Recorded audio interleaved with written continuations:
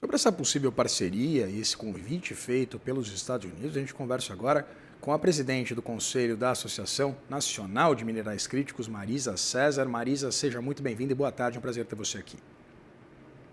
Boa tarde, Vitor. Boa tarde a toda a audiência aqui da CNN. É um prazer estar aqui falando dessa temática com vocês. Marisa, queria começar perguntando exatamente sobre, do ponto de vista estratégico, como a nossa audiência acompanhou, essa segunda maior reserva do mundo de minerais críticos, mais uma dificuldade, ou pelo menos uma capacidade ainda ínfima de produção e de extração, exploração desses minerais. Eu queria entender exatamente do ponto de vista prático, depois a gente conversa sobre a geopolítica, mas do ponto de vista Uhum. prático, seria interessante para o Brasil a consolidação dessa parceria? Bom, eu acho que a gente tem alguns pontos que precisam ser pensados pelo seguinte, Vitor. Quando a gente fala aí de uma estratégia de estabelecer um acordo, historicamente os Estados Unidos nunca propôs um acordo para a gente na questão de minerais críticos. Obviamente, a gente se tornou um ponto muito estratégico, um grande holofote, exatamente por sermos a segunda maior reserva, a exemplo das terras raras. O que acontece? Se a gente fizer uma análise, o governo brasileiro, ele realmente ele precisa ter uma certa cautela na perspectiva do acordo a ser estabelecido, porque realmente a China, por um outro lado, ele é um grande detentor aí da nossa balança comercial, e não somente aí, não estamos falando no aspecto mineração, mas estamos falando aí no aspecto de outros setores da economia. E aí, quando a gente olha pela questão de minerais críticos, obviamente, nós temos vivenciado a questão de todas essas articulações, como o estabelecimento agora do acordo com a Comissão Europeia, que isso faz com que nós temos aí negociações por parte de empresas, por exemplo, de terras raras, avançadas e que são inerentes a exatamente a este acordo, mas que ela já vem vindo a longo prazo sendo negociadas. O que eu estou querendo dizer?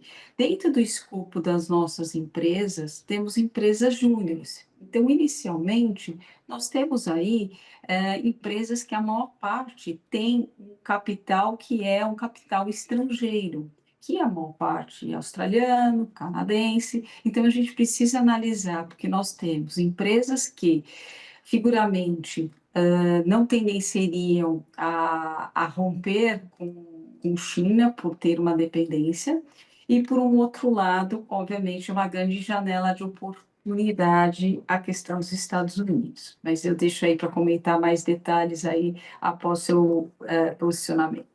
Marisa, obrigado pela delicadeza.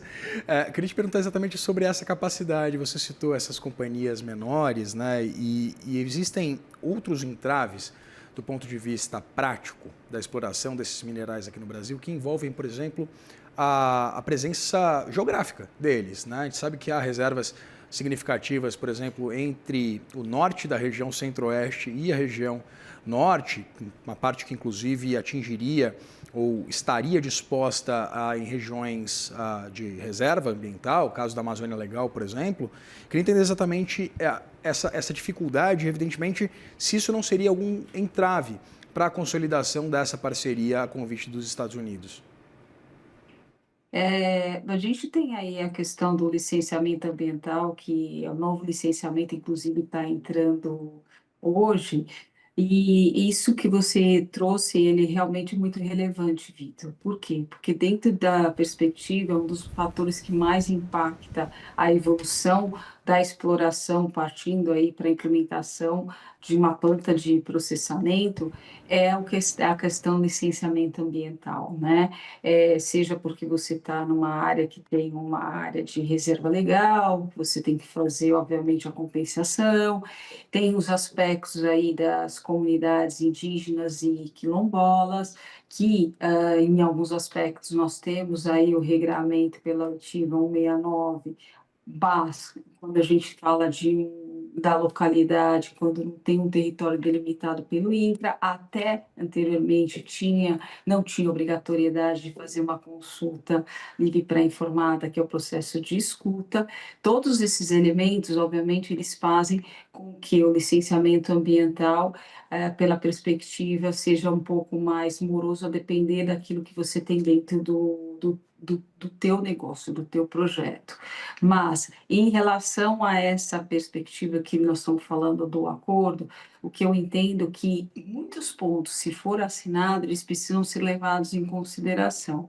A começar, obviamente, dentro da governabilidade brasileira, com certeza vai ter que ter uma garantia de que os projetos saiam de um papel num certo prazo que seja respeitado, mas a minha perspectiva que eu enxergo é até que ponto a gente tem que ter muita cautela quando assina um acordo para a gente ter, não ficar amarrado. O que, que eu quero dizer?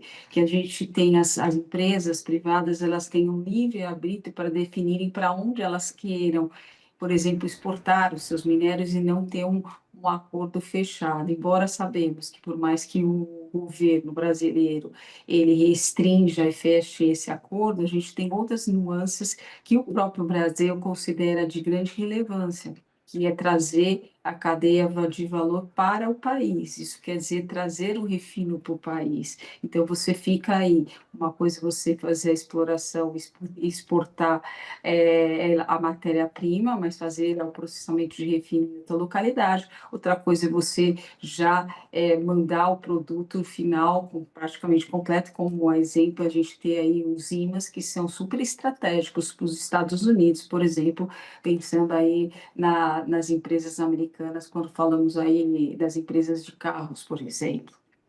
Pois é, né, Marisa? O próprio presidente Lula já sinalizou essa preocupação, né, de que qualquer tipo de parceria firmada com os Estados Unidos nesse setor, para a exploração desses minerais, passaria inclusive pela transferência, né, idealmente passaria pela transferência de tecnologia, de know-how.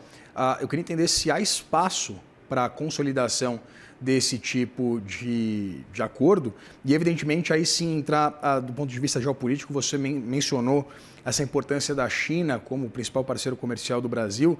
Você vê algum tipo de risco nessas relações, na consolidação dessas relações, dado esse posicionamento e essa neutralidade histórica, né, adotada pelo Brasil nos principais conflitos internacionais? Vitor, nessa questão da neutralidade, eu acredito que o fato da gente estabelecer esse acordo pode ser algo neutro por um lado, mas ele pode ser crítico pelo outro. Como eu dei o exemplo nessa questão da China, que eu visualizo enquanto pensando na questão geopolítica Brasil e não simplesmente na questão de mineração.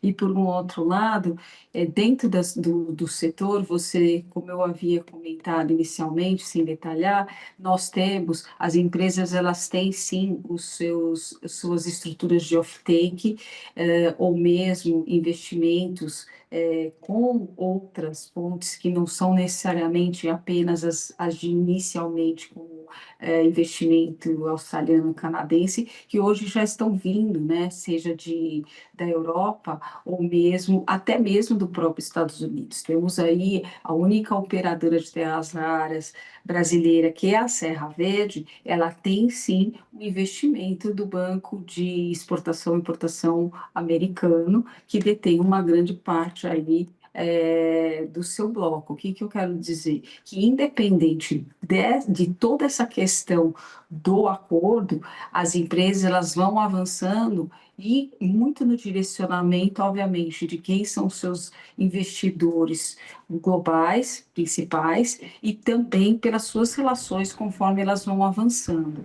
Então, você tem o seguinte modo, se esse acordo ele conseguir, de certa forma, prevalecer, que a gente não fique amarrado, ou seja, que a gente não tenha que fazer todo fornecimento exclusivamente para os Estados Unidos, as empresas privadas tenham essa flexibilidade, tanto da definição de ter aqui a cadeia de valor sendo apropriada, até porque muitas têm o interesse de estabelecer aqui a parte de refino e fizer um mix, eu acho que pode ser favorável. Caso contrário, eu acho que a gente cai numa janela de risco, não risco somente para o Brasil, mas aí é depender de como foi feita esta negociação, obviamente, as empresas quererem ou não adotarem esse mecanismo. Marisa, a gente sabe que a gente tem mineradoras muito bem estruturadas, evidentemente estou falando principalmente da Vale, e eu queria entender exatamente essa diferença tão gritante entre as nossas reservas e a nossa capacidade de produção. Como a gente trouxe anteriormente, reservas da ordem de 21 milhões de toneladas desses minerais, de terras raras, e uma capacidade de extração de 45 mil toneladas apenas. Eu queria entender se, evidentemente, as empresas brasileiras, as mineradoras estão preparadas novamente, e segundo, se a gente não poderia estar perdendo uma oportunidade bastante significativa, dado o aumento da demanda por esses ativos, né, mundo afora, com esse desenvolvimento de inteligência artificial, novas tecnologias, veículos, etc. Bom, primeira coisa, minerais críticos, ele é digamos, uma commodity mais nova, tá? Comparado quando nós falamos aí de uma mineração de ferro. Então, ele tem um índice de volatilidade muito maior. Então, eu vou talvez exemplificar por lítio, porque eu sou de uma empresa de lítio. Você viu, ano passado, nós chegamos aí à casa do espodumênio, que é a rocha dura, a US$ 600, e hoje a gente já bateu US$ 2.000. Ou seja, essa volatilidade tem impactado também em terras raras e outros minerais críticos. Esse é o primeiro ponto. Segundo ponto, é exatamente o que você comentou. A gente está perdendo uma janela de oportunidade. E um dos pontos está também na questão de mecanismos de garantia. Tá? As empresas, principalmente as júniores, que são as que elas estão mais relacionadas a essas questões aí de minerais críticos como terras raras, por exemplo, o que acontece? São empresas que elas não estão produzindo e elas não têm o projeto. Então, elas precisam de uma garantia para, por exemplo, pegar e ser beneficiada por exemplo, pela linha de crédito que conquistaram BNDES e FINEP.